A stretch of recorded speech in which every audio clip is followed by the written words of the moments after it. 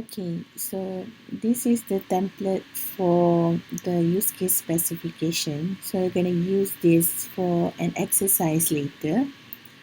So you can see that this is the cover page. Okay, so I hope that by now you have already formed your own group, okay, of a maximum of 4 students. So if you still have problems, you can email to me directly. So the group leader, please take note on the participation of your group members. So if they don't contribute, you can penalize them through the percentage of participation effort here. Okay. So all exercises, submission to exercises, assignments, and project must be using a cover page. Okay. So for this template, so you can read the instruction, okay, that this template is for individual use case. So for example, here you have 4 use cases. That means you need 4 set of use case specification. So one use case specification only for one use case. Okay, so in this exercise, you only need to prepare one use case, which is for withdraw cash. Okay, so what we call this diagram as a use case diagram. So you can see what are the syntax of the diagram and what are the semantic of the diagram. You will learn more in detail about the diagram in following chapter and also in another course after the introduction to software engineering course. Okay. So the template is provided into few parts. Okay, the first one is the description part. So you see here the use case specification for withdraw money or withdraw cash. Okay, so this is basically the name of the use case, which must be exactly the same as the one in the use case diagram here. Okay, so we have the use case ID, the name, okay, the version, okay, and the description. So you can fill in this later. So this part is the precondition. Precondition meaning that what need to be provided before we start with the first step. Okay, so if you want to withdraw money, what are the things that must be in place before you withdraw money? You must have an account, a valid bank card, okay, with a valid password, and you must have balance in your account. Okay, so all the use case specification will be divided into 3 flows. Okay, the first one is basic flow, second one is alternative flow, and the third one is exception flow. Okay, so I provided a brief description here so you can read this.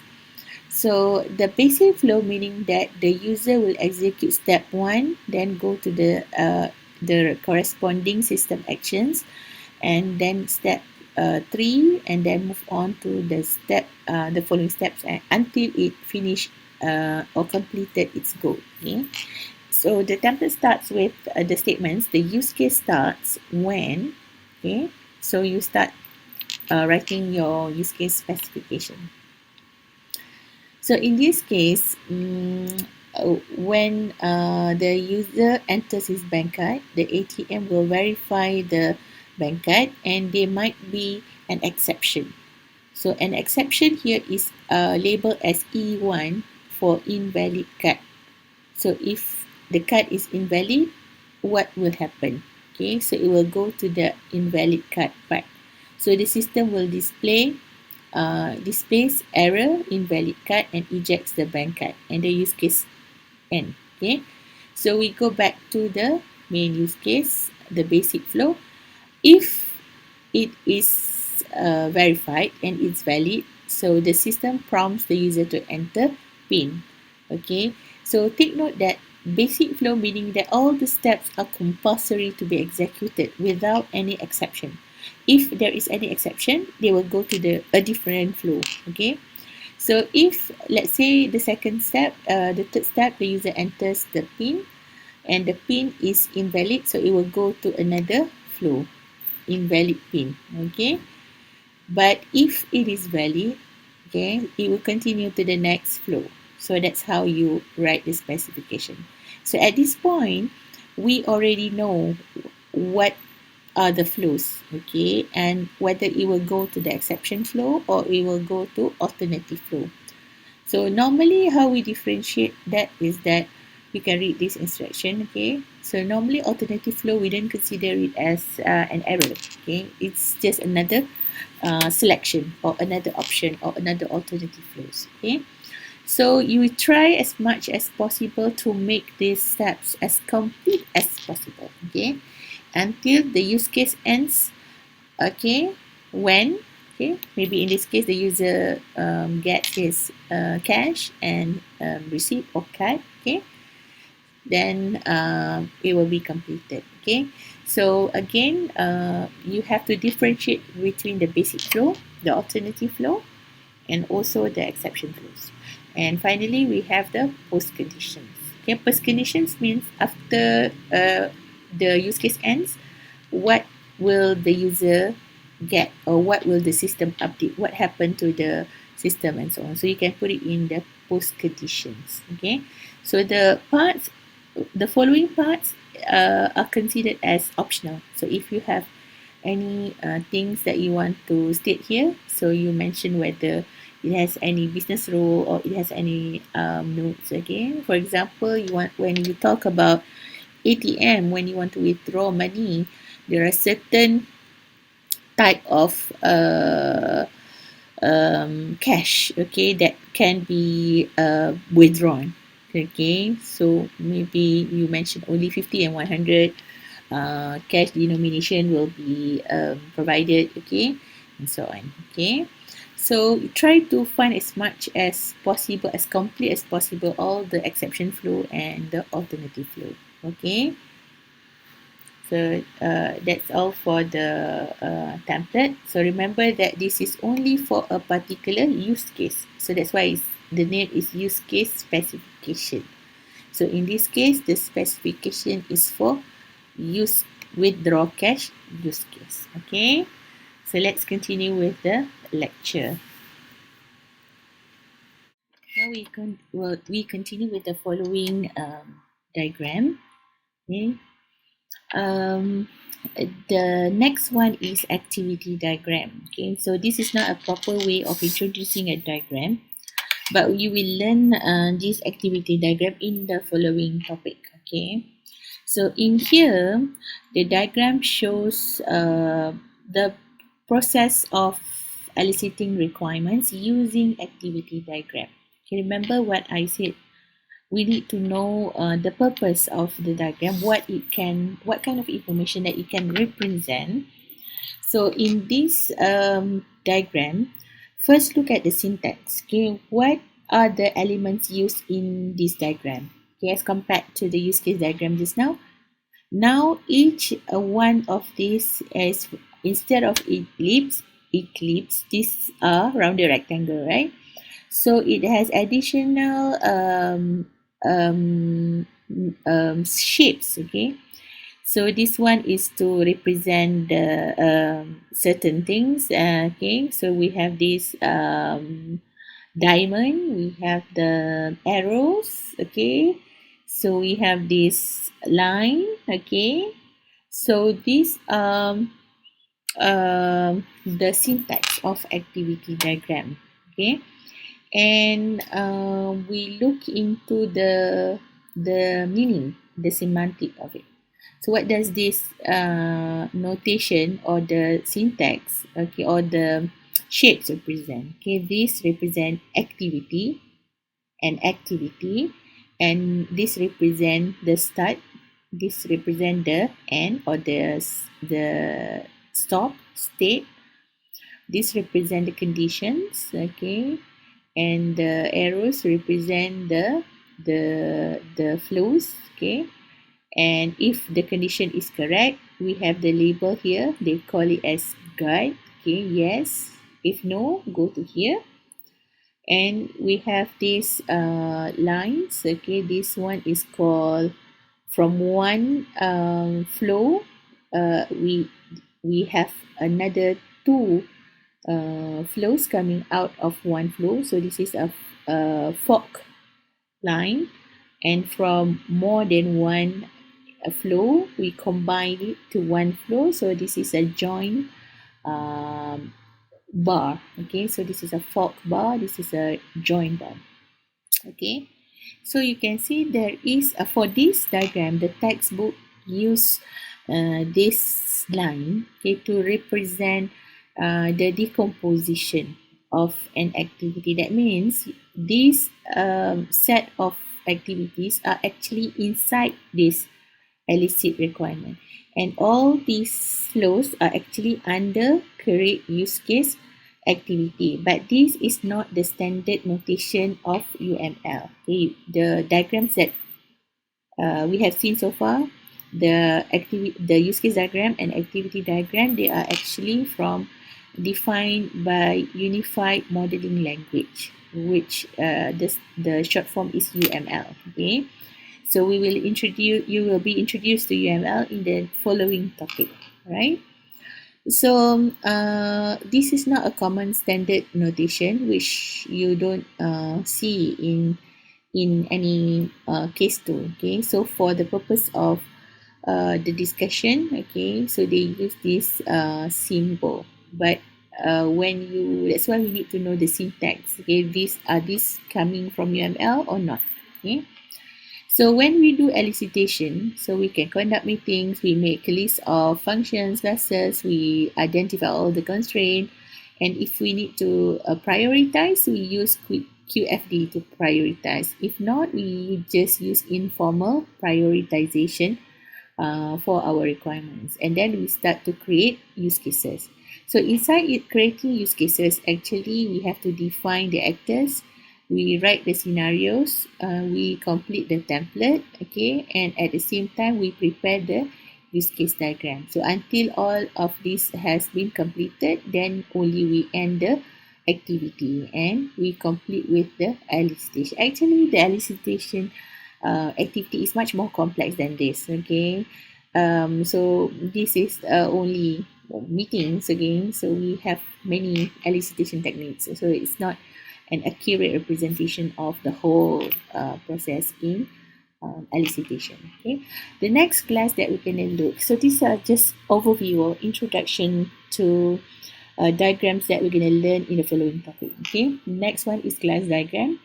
So the syntax, first we look at the shapes. Okay, so we have the rectangle shape with lines in it, we have the line here, we have some notation here.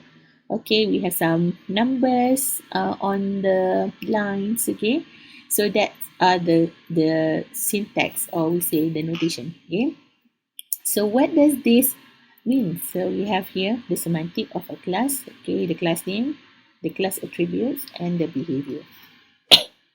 So when we see all this, the title at the top corner of the box or rectangle, so we know that that is a class name, and there are rules on how you name the class name, how you name the attribute, and how you name the methods of behavior. So they have standard convention on how we name the elements in the class diagram. Okay, and the next one is state diagram. So now it looks similar to which diagram? Looks similar to an activity diagram, right? So the shapes, the start, and here we don't have stop, but it is possible to have.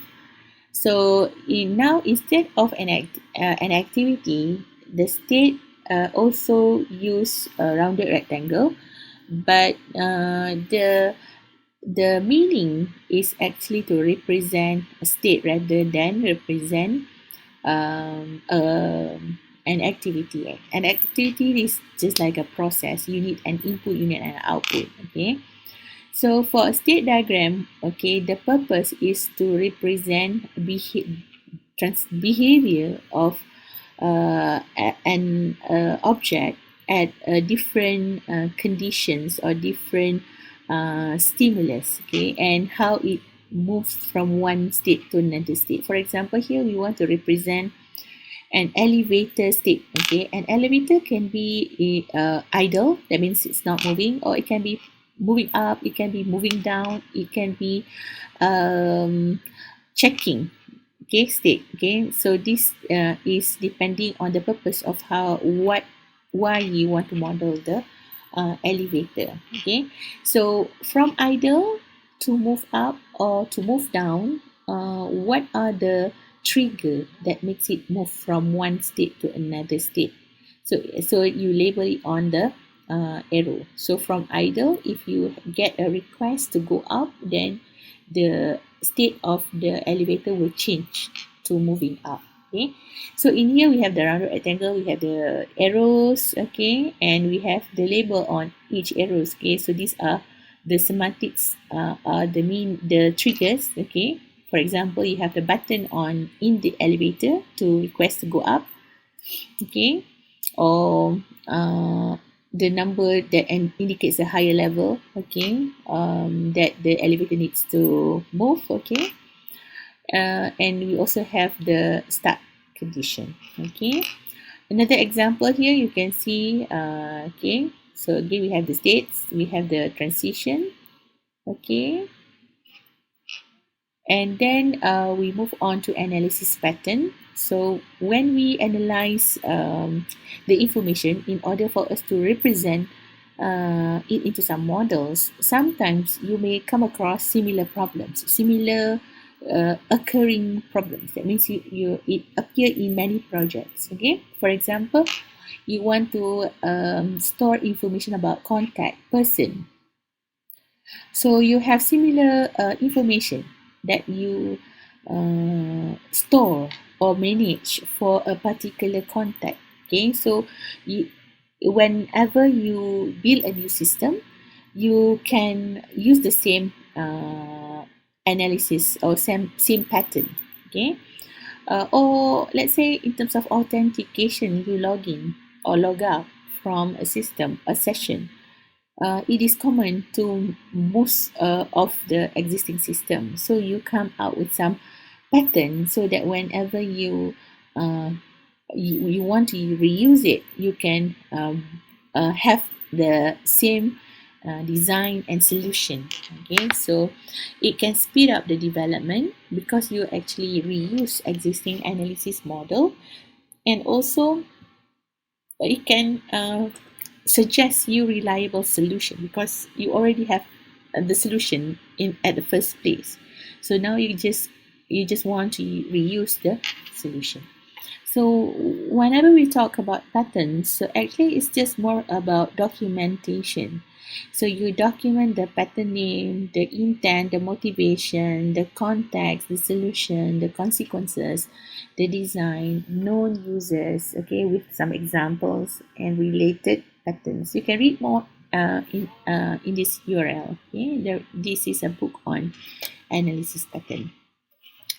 The next one is on negotiation. Okay, negotiation is the part where you identify who are the real stakeholders that can be involved in negotiation. That means they are able to give decisions. Okay, and the second one is you determine what are their win condition, because we want to negotiate so that in the end we get to the win-win situation. Okay, all of the parties will achieve the win-win situation. Okay, so in requirements monitoring, okay, when you do negotiation, you may need to uncover errors and determine their costs. Okay, what are the errors and what are the costs, so that you can negotiate. Okay, or you can they call this as distributed debugging, or the second one is runtime verification, whether you want to know that the software matches its specification, or runtime validation, whether it evolve based on the user goals. And then the next one is business activity monitoring. It evaluates whether the system satisfies the business goals, and also in terms of evolution and code design. Okay, it provides information to stakeholders as the system evolves. Okay, sometimes during these processes you may have to negotiate. Okay, So it's good to know in what context that you need to negotiate these issues. Okay. Next one is specification. When we think about specification, it's more relevant to writing. Okay. So we have done the elicitation, we have done the modeling. Now we need to write it or specify it. Okay. So normally requirements are written in natural language, and we can support that by or supplement that requirements using diagrams or models or mathematical equations. Okay. What are the problems that are written in natural language? Okay, the first one is the use of complex conditional clauses. Which one is conditional clauses? Okay, so the use of and or. Okay, so sometimes when you say the user must log in using his username and password, or student metric number and password, or okay, so the use of and or in a one sentence make it ambiguous, okay, not clear. Sloppy and inconsistent terminology. Okay, sloppy means the word is the term the use the word that you choose is not accurate. Okay, sometimes it can be misinterpreted, okay, and subjective. Okay, and inconsistent terminologies, meaning that you use multiple terminologies to mean the same thing. Okay, and then the writers of the requirements, when you write the requirements, we assume that the readers have the domain knowledge. Okay, so domain knowledge, I haven't mentioned about this earlier. Okay, I mentioned that there are two types of requirements. Okay, functional requirements and non-functional requirements. But there is some authors differentiate another type of requirement, which is domain requirement. So domain requirement is information that is normally important in that area, which is important for us in order to develop the system. Okay, for example, if you're talking about attendance system, okay, how many absent that is considered as that you need to issue warning. Okay, how many absent that you consider to issue barring. So those information are actually domain knowledge. It's provided by the stakeholder. As a developer, you don't have the information, so you need to find out this information which is relevant in order for you to develop the system. Okay, so if you get the wrong information, domain information, you may not get the accurate system to be developed. So that is very crucial. Okay, so requirements are read more often than they are written. So it is recommended that we should invest time to write readable and understandable requirements. Don't assume that readers have the same background and use the same terminology as you.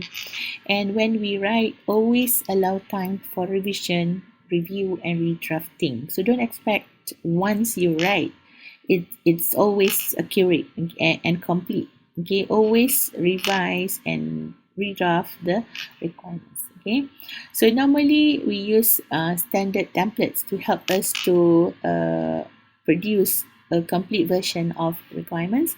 Use simple language, consistent and concisely. Use diagrams whenever needed.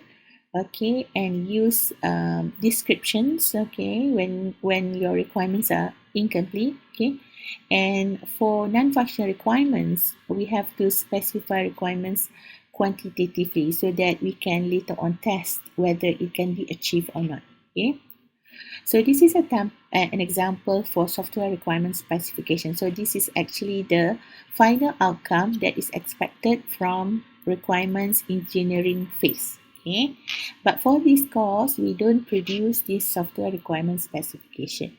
Okay, so these are the standard template required. Okay, the next one is validation. So now we want to make sure if there is any issues with the requirement. Okay, so there are certain criteria that we need to look for when we write requirements. The first one is consistent.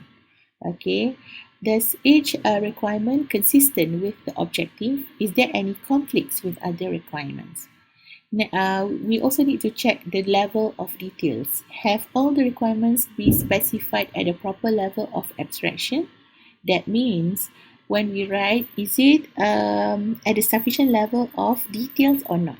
If it is too abstract, maybe the designer, the programmer will be having hard time to understand how to implement that. Okay, so the requirement is only about the what part, but the later stages of development, the designers, the developers, the testers, they will need to figure out how are they going to implement the functions that we have identified. Necessity, whether it is really important or not to have this feature. Clear, the requirements must be clear, okay, and cannot be vague. Identifiable, whether you can identify the requirement or not. That means each requirement has an ID or not. Okay.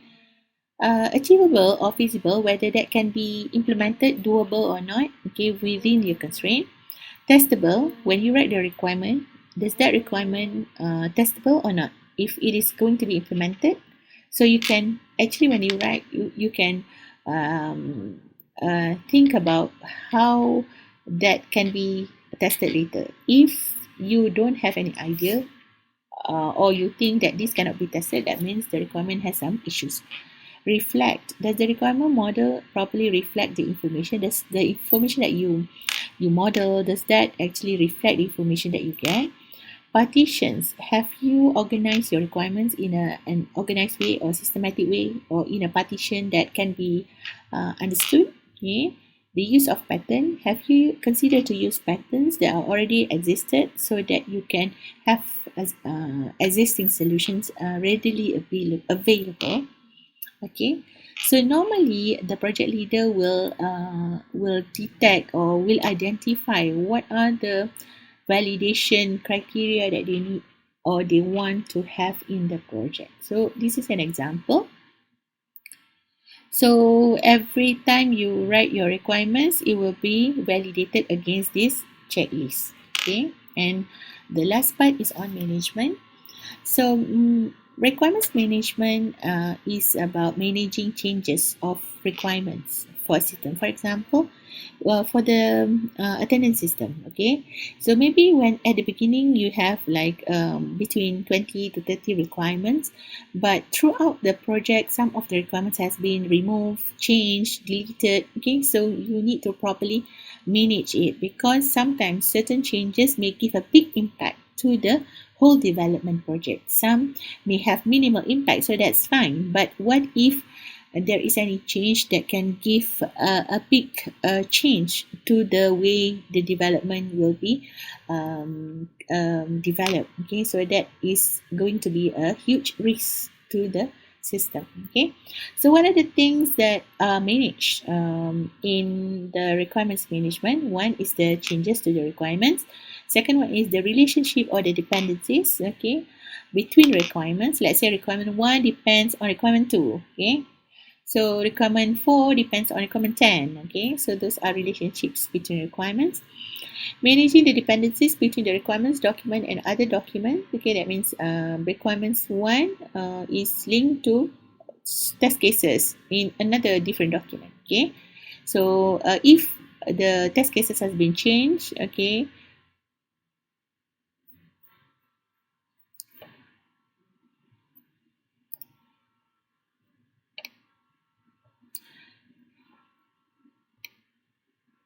okay, we want to check whether the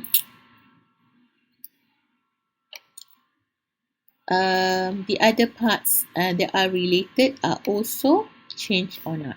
Okay, so actually requirements management is very important. And in order for us to properly manage the requirements, it cannot be effective if we don't have requirements traceability. So what does traceability mean? So traceability means the information that we handle for managing requirements. Okay, for example, the dependency just now. Okay, or who suggested the requirement, why the requirement exists, what requirements are related to it, how requirements that are related to other information, such as system design, implementation, and user documentation. So if we have a lot of requirements, it is not effective to handle it manually. So we have to use case tool or software to help us to manage the changes. So the requirements management can help us, the requirements management tool can help us to manage the collection, the storage, and also other information that are very crucial to the requirements. Okay, so you can see the example of requirements management tool. There are lots of tools. Okay, so this is one of it. Okay, so I provided the link in the lesson, so you can have a look. Okay, and also additional materials on requirements management. Okay, if you have free time and you like to know more about requirements management and what are the best practices in writing requirements, so you can try out the link. Okay, so as a summary for today's lecture, we have looked into the challenges in understanding requirements. It's not a simple task. Okay? We deal with a lot of stakeholders and different stakeholders, and also all the roles in software development. Each one of these have their own perspective and understanding. So they may have different view on the system or different opinion on the system. Okay, and then we have looked into the requirements engineering activities from inception, elicitation, elaboration, negotiation, specification, validation, and management. So you have to know a bit briefly about each of these activities, what actually we do in each of the activities, and also we have looked into a use case template, and then you will use it in an exercise that will be provided later. So with that, Assalamualaikum.